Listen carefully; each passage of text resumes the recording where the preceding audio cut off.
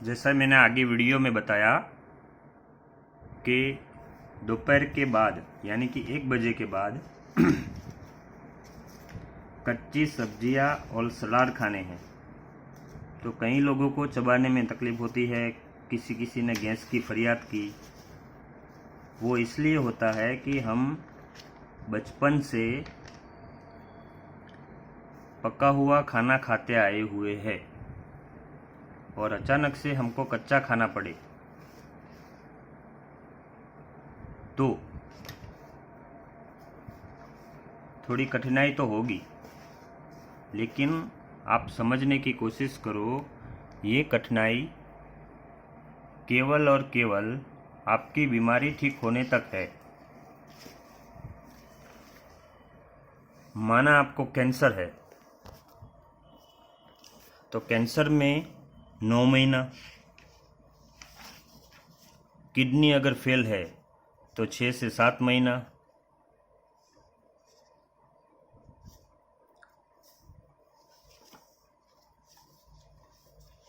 मतलब मैं आपको समझाना चाहता हूँ कि अगर 6-7 महीना कच्चे खाने पर रहने से आपकी किडनी ठीक हो जाए, आपका कैंसर ठीक हो जाए, दवाई का खर्चा कम हो जाए, तो आपको हर्ज क्या है? पेट ही तो भरना है। लोग बोलते हैं कि अगर खाने को ही ना मिले तो जीने का मज़ा क्या है, जीवन जी के करे क्या? तो मैं ये बताता हूँ कि आपने खाने के लिए जन्म लिया है? नहीं, हमारा जन्म हुआ है भगवान बनने के लिए, जैसा मैंने आगे कहा था।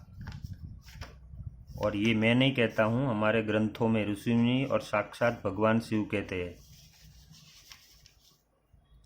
कि अंत में मनुष्य को भगवान की शरण में ही जाना पड़ेगा। तो राह क्यों देखते हो? अगर आपकी उम्र बड़ी है तो इधर उधर के गप्पे लड़ाने की जगह पे साधना क्यों नहीं करते हो? मैं गांव जाता हूँ तो देखता हूँ बड़े बूढ़े लोग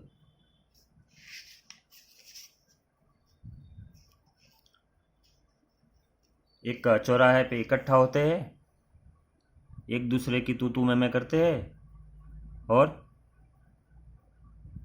फिर जब मंदिर का बेल बजता है तो बोलते हैं हाँ खाने का टाइम हो गया, चलो अब हम चलते हैं। तो ये ज़िंदगी नहीं है। अगर इतना फ्री टाइम आपके पास हो और आप साधना करो तो कहाँ से कहाँ पहुँच जाओगे। मेरे गुरुजी, मेरे शिव, मेरी माँ आद्य शक्ति की साधना करके देखो और जीवन में कुछ करके दिखाओ। आज लोग पाश्चात्य संस्कृति की ओर बढ़ रहे हैं। आपको जानकर हैरानी होगी कि जर्मनी में हमारा ये जो आध्यात्मिक विज्ञान है उसके ऊपर बड़ी बड़ी किताबें लिखी जा रही हैं। लोग साधना कर रहे हैं, आगे बढ़ रहे हैं और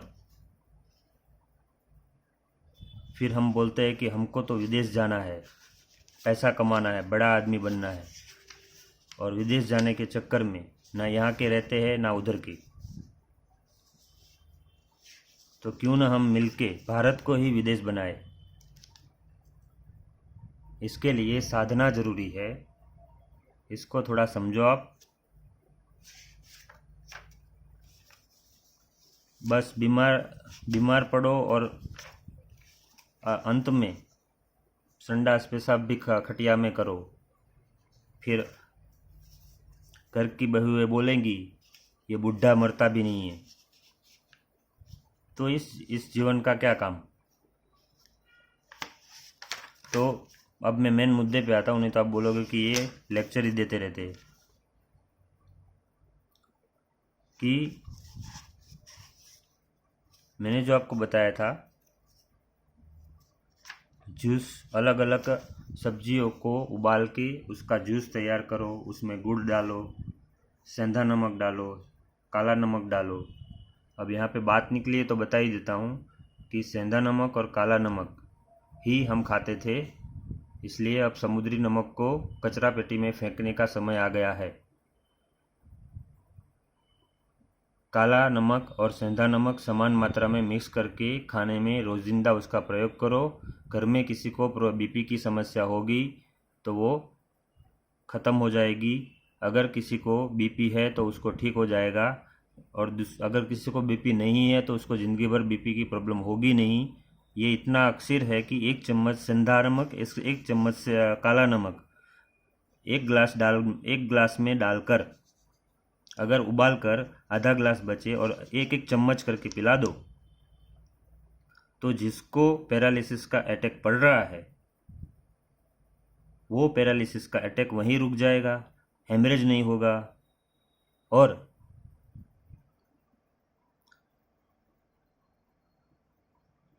वो बड़े खर्चे से तो बच ही जाएगा, सर्जरी तो बच ही जाएगा, क्योंकि सर्जरी होने के बाद रिकवरी आने में 10-12 साल लग जाते हैं किसी किसी को। और अगर उसको वहीं पे रोक लोगे हेमरेज होने से पहले, तो वो जल्दी ठीक हो जाएगा। इसलिए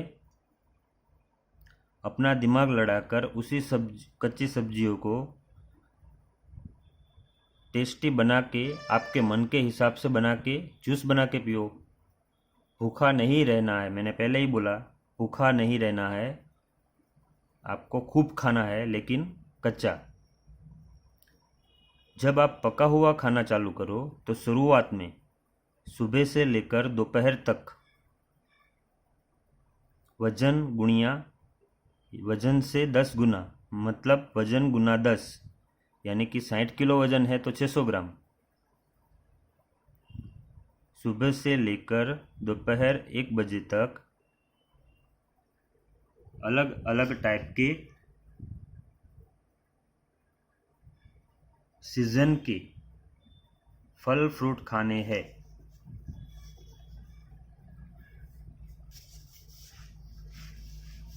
तो अब समझ में आया आपको।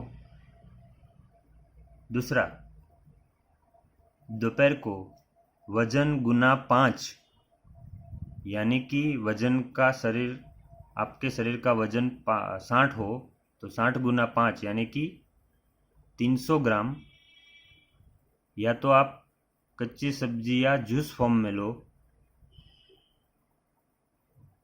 मैं अलग अलग रेसिपी की वीडियो भी आपको बना के बताऊंगा किस तरह टेस्टी बनता है और किस तरह आपको खाना है। तो पहले आप वजन गुना 5 कच्ची सब्जियां या सलाद खाओ। अगर दोपहर के बाद फल फ्रूट खाना हो तो केवल मीठे फल खाओ, फल का जूस पियो, गन्ने का रस पियो, मतलब मीठा होना चाहिए। खट्टे फल दोपहर से पहले ही खा सकते हो। दूसरी ज़रूरी बात, इसमें पैक्ड फूड, जंक फूड, दूध से बनी हुई चीज़ें सब अवॉइड करना है, उसको नहीं खाना है। अनाज में केवल और केवल बाजरी, उसको भी थोड़ा सेक लेना है, फिर उसका आटा तैयार करना है। दूसरा नंबर है मकाई, बिना सिकाई किए हुए भी उसका आटा आप बना सकते हो, लेकिन सेक के बनाओ तो ज़्यादा अच्छा है। मिलेट में जो अभी चल रहा है वो मिलेट आप ले सकते हो।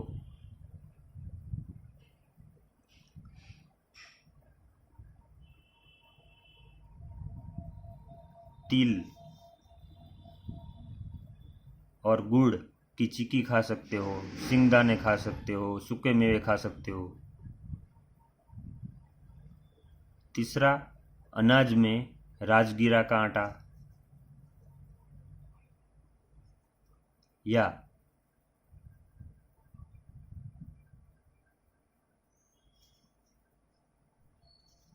सिंघाड़े का आटा, जौ, जिसको किडनी की तकलीफ है उसको तो केवल और केवल जौ की रोटी, और सब्जी में लौकी है, परवल है, टिंडा है, फूल गोभी है, पत्ता गोभी है,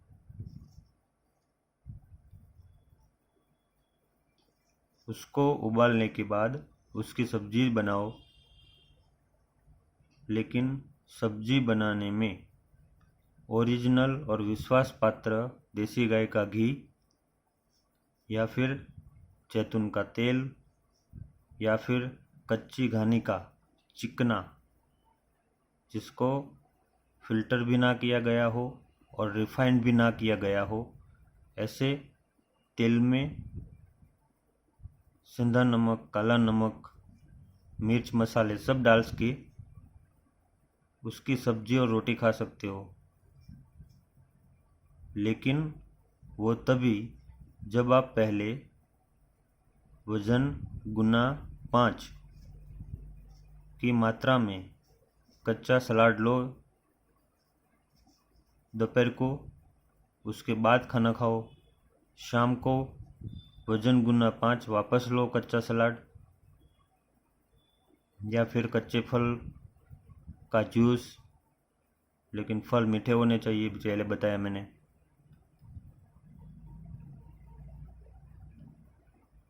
और सबसे ज़रूरी बात,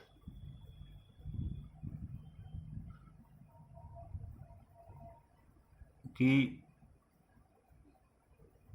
सब्जी को टेस्टी बना के, अगर आपको शुगर नहीं है तो आप बिना केमिकल वाला गुड़ या मिश्री, धागा मिश्री जिसको बोलते हैं, उसका इस्तेमाल कर सकते हो।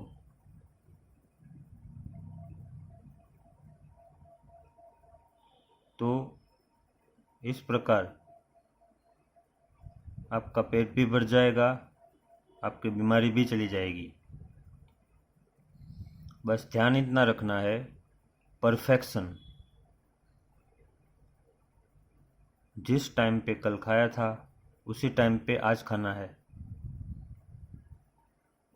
और खाने से पहले नाखून जितना छोटा अदरक का टुकड़ा मुंह में रखना है।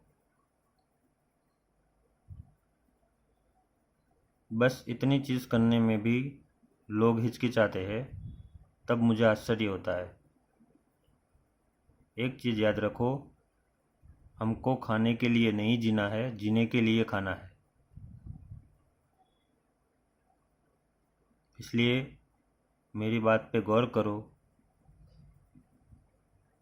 कि बने तब तक आप कच्चे खाने पे रहो, ना रहा जाए तो जो बताया है वही पका हुआ खाओ।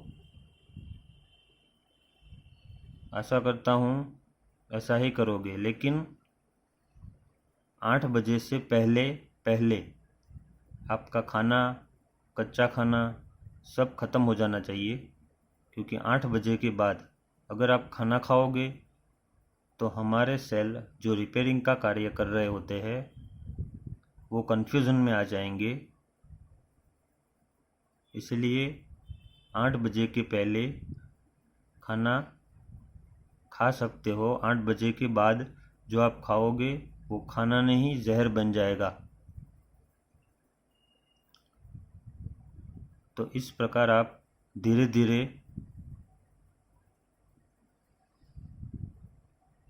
खाना चालू कर सकते हो। धन्यवाद। अगर कोई क्वेरी हो तो आप फ़ोन करके पूछ सकते हो। ओम नमः शिवाय। भगवान आपको जल्दी स्वस्थ करे। धन्यवाद।